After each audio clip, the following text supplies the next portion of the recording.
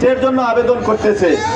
তাদের ছেলেমেয়েরা তারা হচ্ছে বিশ্ববিদ্যালয়ে পড়ালেখার মতো বয়স হয়ে গেছে, তাদের এখনো পড়ালেখা শেষ হয় নাই, তারা কোন ইউনিভার্সিটিতে পড়ে?